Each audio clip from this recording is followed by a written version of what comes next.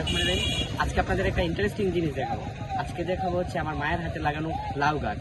এই দেখেন কি সুন্দর, আমার আম্মু নিজে হচ্ছে লাউ গাছ লাগিয়েছে এবং কি সুন্দর সুন্দর দেখেন লাউ ধরছে এবং প্রত্যেকটি লাউ অনেক বড় বড় হয়।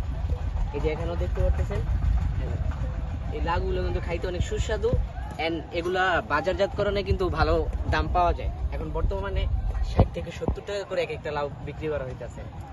দেখতে পাচ্ছেন আমার আম্মু এখানে দাঁড়িয়ে আছে। আমার আম্মু এগুলা খুব যত্ন করে সুন্দর করে লাগায় এবং সুন্দরভাবে হয়। দেখেন